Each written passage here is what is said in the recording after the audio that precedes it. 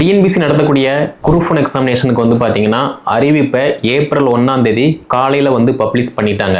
So இதுக்கான கல்வி தொகுதி அப்படின்னு பார்த்தோம் அப்படின்னா ப்ரிலிம்ஸ் வந்து எழுதுறாங்க, மெயின்ஸ் வந்து எழுதுறாங்க, இன்டர்வியூமே வந்து ஈஸியாக அப்ரோச் பண்ணி நல்ல மார்க் ஸ்கோர் பண்ணிட்டாங்க அப்படின்னா ஒரு டிசியாவோ டிஎஸ்பியாவோ பதவியில் அமர்த்தாங்க. அதே மாதிரி சிலபஸ் எல்லாமே வந்து பார்த்தீங்கன்னா டிஎன்பிசி வெப்சைட்டில் எப்போவோ வந்து நான் அப்டேட் கொடுத்துட்டாங்க.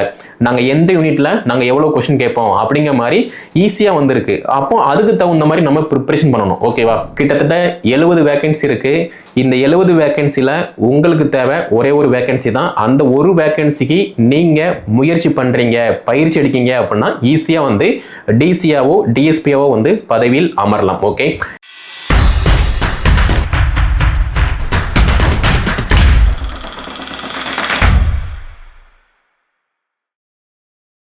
டிஎன்பிசி நடத்தக்கூடிய குரூப் ஒன் எக்ஸாமினேஷனுக்கு வந்து பார்த்தீங்கன்னா அறிவிப்பை ஏப்ரல் 1ஆம் தேதி காலையில் வந்து பப்ளிஷ் பண்ணிட்டாங்க. ஸோ இதுக்கான கல்வி தொகுதி அப்படின்னு பார்த்தோம் அப்படின்னா எனி டிகிரி நீங்கள் ரெகுலர் ஆர் இர்ரெகுலரில் டிஸ்டன்ஸில் படிச்சிருந்தீங்க அப்படின்னா இந்த எக்ஸாமுக்கு தாராளமாக அப்ளை பண்ணலாம். ஓகே, அதே மாதிரி இப்போ உள்ள சிச்சுவேஷன் என்ன அப்படின்னா நான் டிகிரி படித்து முடிச்சிட்டேன், நானுமே வந்து அவன் குரூப் 4 படிக்கான், அவன் குரூப் 4 படிக்கா, நானுமே வந்து குரூப் 4 வந்து படிக்க போகிறேன் அப்படிங்கிற மாதிரி டிகிரி படித்த மேக்ஸிமம் வந்து பார்த்தீங்க அப்படின்னா குரூப் 4ல் தான் வந்து போட்டி போடுவாங்க. ஸோ அப்படி இல்லாமல் நீங்கள் படிச்சிருக்கிறது டிகிரி, அப்படி இருக்கும்போது லைட்டாக விலகி அவங்கள மாதிரி அவங்க போகிற பாதையில் போகாமல் குரூப் 1க்கு நீங்கள் ப்ரிப்ரேஷன் பண்ணினீங்க அப்படின்னா ஈஸியாக வந்து பாஸ் பண்ண முடியும். அதே மாதிரி குரூப் 1 வந்து ரொம்ப கஷ்டம், இன்டர்வியூ வந்து ரொம்ப கஷ்டம், பைசா கொடுத்தா தான் வேலைக்கு போக முடியும், இங்கிலீஷில் படித்தா தான் பாஸ் பண்ண முடியும் அப்படிங்கிற மாதிரி நிறைய கட்டுக்கதை வந்து இருக்குது. அது கட்டுக்கதை மட்டும்தான். ஓகே, நீங்களே திங்க் பண்ணி பாருங்கள். நம்மளே மாதிரி தான் ஒரு மேல் ஆர் ஃபீமேல் வந்து டிகிரி படிக்காங்க, தைரியத்தோட தான் மேலே தன்னம்பிக்கை வச்சு ஈஸியாக வந்து குரூப் 1 எக்ஸாமுக்கு வந்து அப்ளை பண்ணுறாங்க, ப்ரிலிம்ஸ் வந்து எழுதுறாங்க, மெயின்ஸ் வந்து எழுதுறாங்க, இன்டர்வியூமே வந்து ஈஸியாக அப்ரோச் பண்ணி நல்ல மார்க் ஸ்கோர் பண்ணிட்டாங்க அப்படின்னா ஒரு டிசியாவோ டிஎஸ்பியாவோ பதவியில் அமர்த்தாங்க. இப்போ நீங்கள் திங்க் பண்ணி பார்க்கலாம், டிசி டிஎஸ்பி பதவியில் இருக்கக்கூடிய மாணவர்கள் வந்து என்ன வானத்திலிருந்து குதிச்சா வராங்க? இல்லை, நம்மளே மாதிரி தான் ஸ்கூல் படிக்காங்க, காலேஜ் படிக்காங்க. நம்ம என்ன பண்ணுறோம், மற்றவங்க சொல்கிறத கேட்டுட்டு ப்ரிப்ரேஷன் பண்ண மாட்டோம். அவங்க என்ன பண்ணுறாங்க, தான் மேலே தன்னம்பிக்கை வச்சு ஈஸியாக வந்து எக்ஸாம் அப்ளை பண்ணுறாங்க, படிக்காங்க, ஃபஸ்ட்டு முயற்சி பண்ணுறாங்க. அதுதான் வந்து ஃபேக்ட். ஓகே, ஸோ தான் மேலே நம்பிக்கை வச்சு யாரெல்லாம் வந்து முயற்சி பண்ணுறாங்களோ அவங்க எல்லாருமே வந்து டிஎன்பிசி குரூப் 1 எக்ஸாம் வந்து ஈஸியாக பாஸ் பண்ண முடியும். ஓகே, அதே மாதிரி இந்த நோட்டிஃபிகேஷன் டேட் என்ன அப்படின்னு பார்த்தீங்க அப்படின்னா 1/4/2025 காலையில் ஒரு 9:30 வந்து பார்த்தீங்கன்னா பப்ளிஷ் பண்ணிட்டாங்க. சேம் டைம் எப்போ இந்த ஆன்லைன் அப்ளிகேஷன் வந்து க்ளோஸ் ஆகுது அப்படிங்கிற மாதிரி பார்த்தீங்க அப்படின்னா 30/4/2025 வந்து இந்த ஆன்லைன் அப்ளிகேஷன் வந்து க்ளோஸ் ஆகுது. ஓகே, அதே மாதிரி ப்ரிலிம்ஸ் எக்ஸாம் வந்து எப்போ கான்டாக்ட் பண்ணுறாங்க அப்படின்னு பார்த்தீங்க அப்படின்னா 15/6/2025.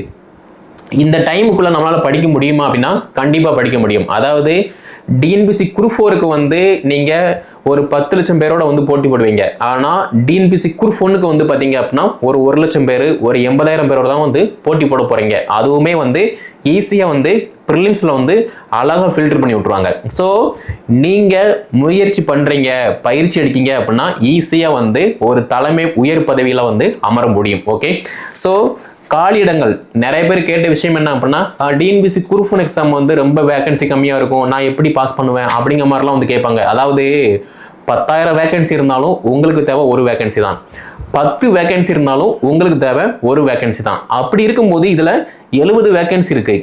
இந்த 70 வேகன்சியில் நீங்கள் ஒரு டிஎஸ்பியாவோ ஒரு டிசியாவோ அப்படி இல்லை அப்படின்னா ஒரு கமிஷனராவோ வந்து பார்த்தீங்க அப்படின்னா அசிஸ்டன்ட் கமிஷனராவோ பதவியில் அமர முடியும். ஆனால் அதுக்கான பயிற்சி முயற்சி உங்ககிட்ட வந்து ஃபஸ்ட்டு இருக்கணும். அதே மாதிரி நான் ஃபஸ்ட்டே சொன்ன மாதிரி தான், என் சொந்தக்காரன் வந்து கஷ்டம்னு சொன்னான், இங்கிலீஷில் படித்தா மட்டும்தான் பாஸ் பண்ண முடியும்னு சொன்னான், இன்டர்வியூவில் வந்து பைசா கொடுக்கணும்னு சொன்னான் அப்படிங்கிற மாதிரி நம்மளை சுற்றி ஏகப்பட்ட பேர் வந்து சும்மா அளந்து விடுவானுங்க. ஆனால் அவனுக்கு வந்து பார்த்தீங்க அப்படின்னா இந்த எக்ஸாமை பற்றி ஒரு இளவும் வந்து தெரியாது. ஓகேவா? ஃபர்ஸ்ட் ஆஃப் ஆல் சிலபஸே வந்து பார்த்துருக்க மாட்டான். அப்படி பார்க்காதவன் மட்டும்தான் வந்து பார்த்தீங்க அப்படின்னா அது கஷ்டம், அது அப்படி இது இப்படி அப்படிங்கிற மாதிரி சொல்லுவான். ஓகே, டிஎன்பிசி நடத்தக்கூடிய எந்த ஒரு எக்ஸாமுக்குமே வந்து பார்த்தீங்கன்னா இப்போ நேரடி முறையில் மட்டும்தான் வந்து அப்பாயின்மெண்ட் பண்ணுறாங்க. அப்படி இருக்கும்போது டிஎன்பிசி குரூப் 1 எக்ஸாமுக்கு வந்து நீங்க அப்ளை பண்றீங்க அப்படின்னா ஃபர்ஸ்ட் நீங்க அப்ளை பண்ணுங்க, உங்க மேல நம்பிக்கை வச்சு நீங்க அப்ளை பண்ணுங்க. ஓகே, அதே மாதிரி சிலபஸ் எல்லாமே வந்து பாத்தீங்கன்னா டிஎன்பிசி வெப்சைட்ல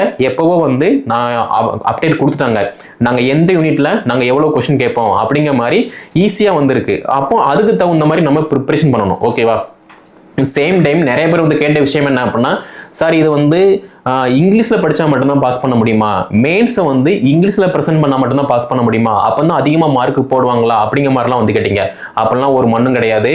தமிழ்லையும் நீங்கள் வந்து தாராளமாக எழுதலாம். ஓகே, ஆக்சுவலாக வந்து இங்கே இங்கிலீஷில் மட்டும்தான் படிக்க முடியும் அப்படிங்கிற மாதிரி சொல்கிறவங்க எல்லாமே வந்து பார்த்தீங்க அப்படின்னா இவங்க நம்மளை விட மேலே பேரக்கூடாது அப்படிங்கிற மாதிரி திங்க் பண்ணி தான் சொல்லுவானே தவிர, நிறைய பேர் வந்து தமிழில் எக்ஸாம் அப்ரோச் பண்ணி பாஸ் பண்ணி இப்போ ஒரு டிஎஸ்பியில் வந்து பார்த்தீங்கன்னா பதவியில் இருந்துகிட்டு இருக்காங்க. அதுதான் வந்து ஃபேக்ட். எப்போதுமே வந்து யாரு சக்சஸ்ஃபுல்லா இருக்காங்களோ அவங்க கிட்ட போயிட்டு ஒரு ஒப்பீனியன் கேட்டோம் அப்படின்னா இது பண்ணுங்க இது பண்ணாதீங்க அப்படிங்கிற மாதிரி சொல்லுவாங்க.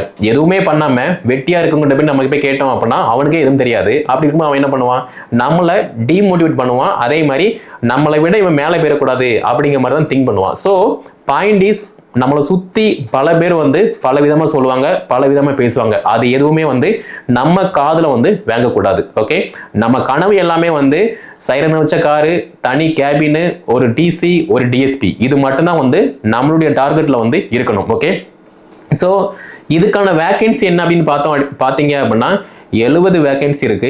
இந்த 70 வேக்கன்சில நிறைய பேர் தேர்ந்தெடுக்கக்கூடிய பதவி என்ன அப்படின்னா டிசி, அதாவது டெப்டி கலெக்டர். அதுக்கப்புறமா வந்து பார்த்தீங்க அப்படின்னா எனக்கு வந்து காக்கி கனவு, நான் வந்து இந்த மக்களுக்கு ஃபீல்டு ஒர்க் பண்ணணும், சர்வீஸ் பண்ணணும். ரெண்டுமே வந்து ஒன்று தான். ஓகேவா? DC DSP.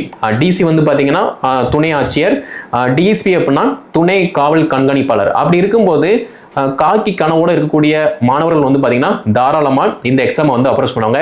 நிறைய பேர் வந்து பார்த்தீங்கன்னா உமன்ஸுமே வந்து டிஎஸ்பியா வந்து இப்போ பதவியில் வந்து இருந்துகிட்டு இருக்காங்க. அப்படி இருக்கும்போது உங்களுக்கு தேவை ஒரு வேகன்சி தான். அந்த ஒரு வேகன்சிக்கு நீங்கள் தாராளமாக எஃபர்ட் போடுறீங்க அப்படின்னா ஈஸியாக வந்து பாஸ் பண்ண முடியும். அதாவது நான் குரூப் 4 எக்ஸாம் பாஸ் பண்ணேன் கிடைக்கல அப்படிங்கிற மாதிரி சொல்லாமல் கெத்தா நான் வந்து டிஎன்பிசி குரூப் 1 அப்ளை பண்ணினேன், ப்ரிலிம்ஸ் வந்து பாஸ் பண்ணேன், மெயின்ஸ் கிடைக்கல, நெக்ஸ்ட் இயர்ல வந்து நான் வந்து கிளியர் பண்ணிடுவேன், அப்படி இல்லை இந்த வருஷமே நான் வந்து கிளியர் பண்ணி காட்டுறேன், நீ விவோவாவு நான் வந்து டிசி ஆகுதேன் அப்படிங்கிற மாதிரி கெத்தா நம்ம வந்து சொல்லணுமே தவிர, அதை விட்டுட்டு நான் வந்து விவோவா போறேன், ஜூனியர் ரெசிஸ்டண்டா போறேன் அப்படிங்கிற மாதிரி வந்து நம்மளுடைய கனவுமே வந்து மற்றவங்கள மாதிரி இருக்கக்கூடாது.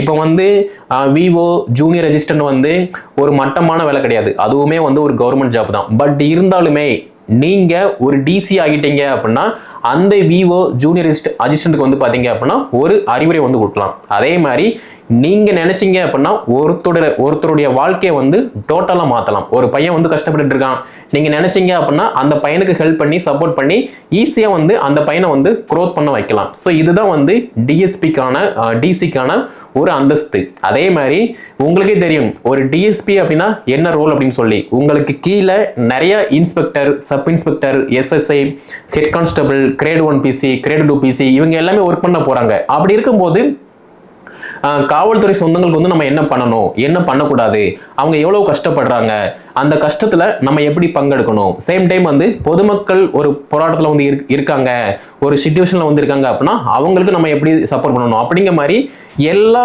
ஸ்டேஜுமே வந்து பாத்தீங்க அப்படின்னா இந்த டிசி டிஎஸ்பி பதவியில வந்து தாராளமா வந்து இருக்கும். ஓகே, ஸோ நீங்க உண்மையிலேயுமே வந்து மக்களுக்கு சர்வீஸ் பண்ணணும், டிசி ஆகணும், டிஎஸ்பி ஆகணும் அப்படிங்கிற மாதிரி இருக்கீங்க அப்படின்னா தாராளமா இந்த எக்ஸாமுக்கு வந்து அப்ரோச் பண்ணுங்க. ஓகே, ஒரே ஒரு விஷயம் தான், 10 லட்சம் பேரோட நீங்க வந்து போட்டி போட போறீங்களா இல்லைன்னா 1 லட்சம் பேரோட நீங்க போட்டி போட போறீங்களா? அங்க போனீங்க அப்படின்னா 10 லட்சம் பேர் கடல் மாதிரி இருக்கும். ஆனா டிஎன்பிசி குரூப் 1க்கு வந்து பாத்தீங்கன்னா 1 லட்சம் பேரோ 80,000 பேர் தான் வந்து படிப்பாங்க.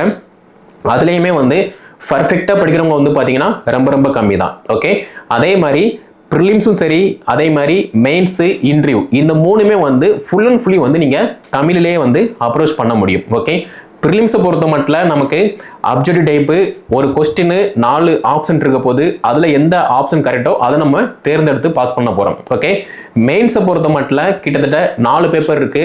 தமிழ் தகுதி தேர்வு, அதுக்கப்புறமா ஜிஎஸ் 3 பேப்பர் இருக்கு. தமிழ் தகுதி தேர்வு பேப்பரை பொறுத்த மட்டும் அது வந்து ஜஸ்ட் தகுதி தேர்வு தான். அடுத்து 3 மெயின் எக்ஸாம் வந்து பார்த்தீங்கன்னா 3 பேப்பர் வந்து நமக்கு ஸ்கோரிங் பேப்பர். அப்படி இருக்கும்போது அதுக்கு தகுந்த மாதிரி நம்ம ப்ரிப்பரேஷன் பண்ணணும்.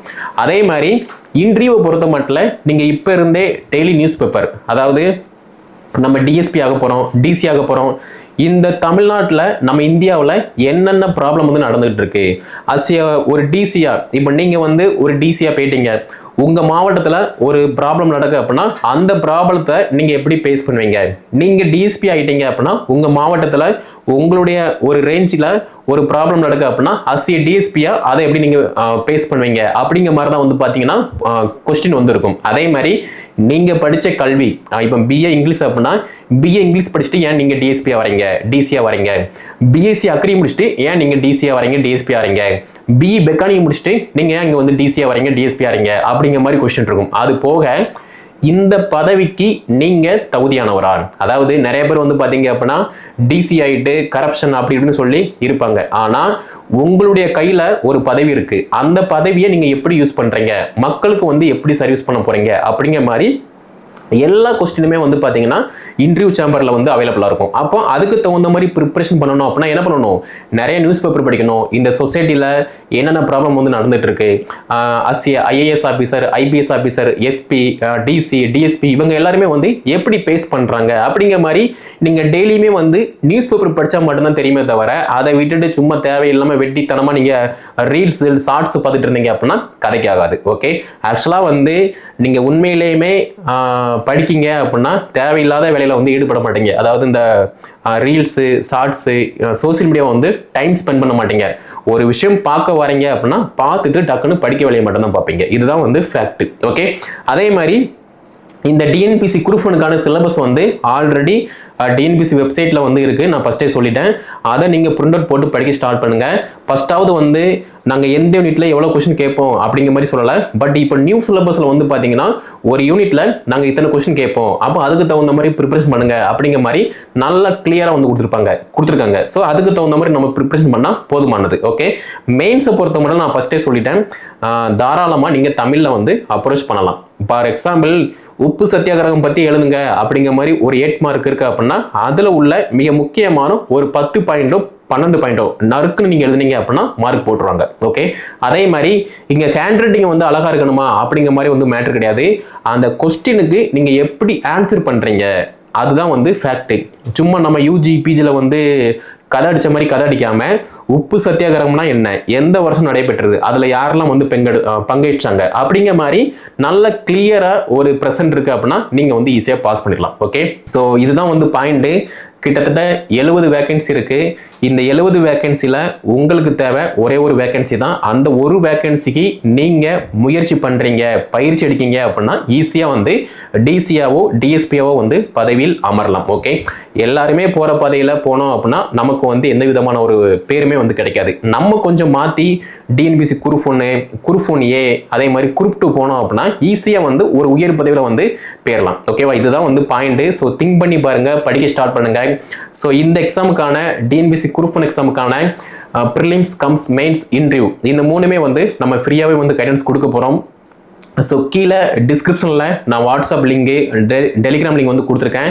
அதில் நீங்கள் ஜாயின் பண்ணுற பட்சத்தில் எல்லாமே வந்து உங்களுக்கு டெய்லியுமே வந்து அப்டேட் ஆகும். ஓகேவா, நம்ம வந்து ஒரு டிசி ஆக போகிறோம், ஒரு டெப்டி கலெக்டர் ஆக போகிறோம், நமக்கு வந்து தனி கார் கொடுக்க போறாங்க, அந்த அளவுக்கு வந்து நமக்கு நாலேஜ் வந்து வளர்த்துக்கணும். ஓகேவா, ஸோ எதுவுமே நான் பண்ண மாட்டேன் ஈஸியாக கிடைக்கணும் அப்படின்னா எதுவுமே கிடைக்காது. இப்போ உள்ள சிச்சுவேஷன்ல எதுவுமே ஈஸியாக கிடைக்காது.